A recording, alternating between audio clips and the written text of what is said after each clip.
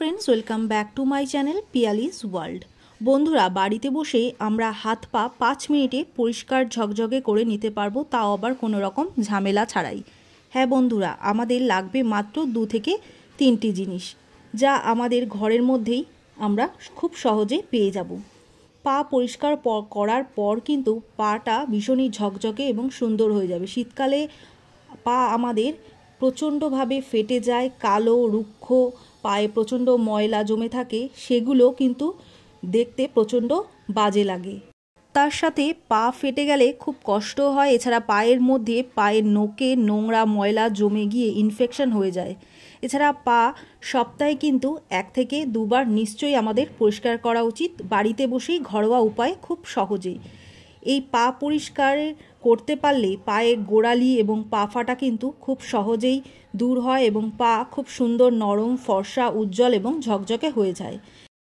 রেমেডিটা তৈরি করার জন্য আমাদের যেটা লাগবে সেটা হচ্ছে চালের গুঁড়ো। আমি এখানে 2 চামচের মতো চালের গুঁড়ো নিয়েছি। তোমরা এটা ঘরে খুব সহজেই পেয়ে যাবে।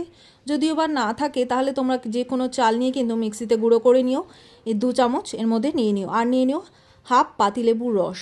পাতিলেবুর রসটা খুব ভালো করে এর মধ্যে দিয়ে দিতে হবে। পাতিলেবুতে রয়েছে কিন্তু অ্যান্টিবায়োটিক প্রপার্টি, এছাড়া রয়েছে ভিটামিন সি, যা আমাদের পাকে ভীষণভাবে ক্লিন করে এবং একটা ব্লিচিংয়ের কাজ করে। পায়ে থেকে নোংরা কালো ময়লা কিন্তু খুব ভালোভাবে তুলে দেয়।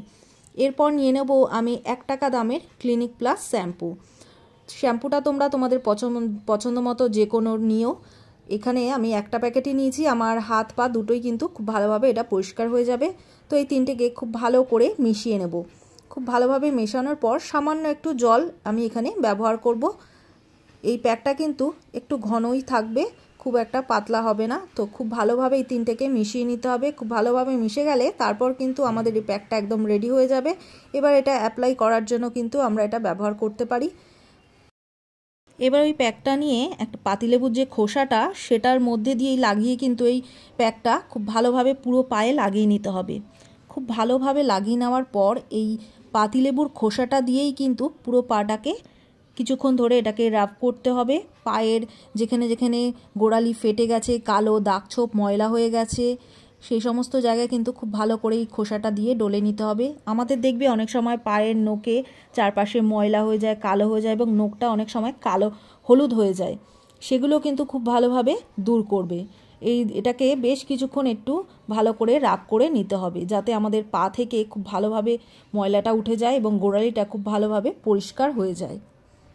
5 থেকে 7 মিনিট ভালোভাবে রাব করার পর এটা কিন্তু 5 থেকে 7 মিনিট রেখে দেব। এইভাবেই রেখে দিতে হবে।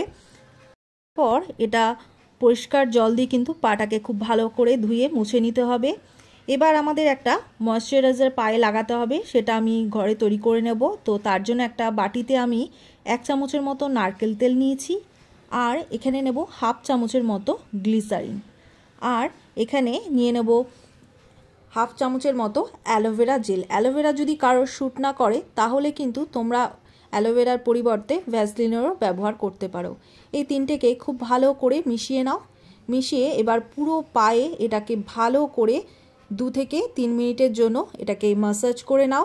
এটা কিন্তু খুব ভালো করে গোড়ালিতেও লাগিয়ে নাও, তাহলে দেখবে তোমাদের গোড়ালি ফাটার সমস্যাও কিন্তু দূর হয়েছে। এবং এটা যদি তোমরা 3 থেকে 4 দিন ব্যবহার করতে পারো তাহলে তোমাদের গোড়ালি ফাটার সমস্যা, পা ফেটে যাওয়ার সমস্যা এবং পাটা কিন্তু পরিষ্কার এবং ঝকঝকে হয়ে যাবে। সপ্তাহে অন্তত 1 থেকে 2 দিন ব্যবহার করো। এই প্যাকটা কিন্তু ছেলে মেয়ে উভয়ই তোমরা ব্যবহার করতে পারো।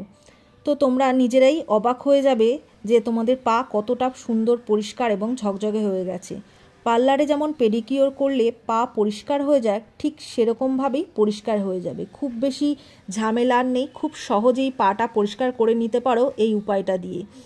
পা পরিষ্কার হয়ে যাওয়ার পর এবার একটা নেল পলিশ তোমরা কিন্তু এখানে লাগিয়ে নিতে পারো। এটা করো, আর যে ক্রিমটা বানিয়েছি সেটাও লাগাও।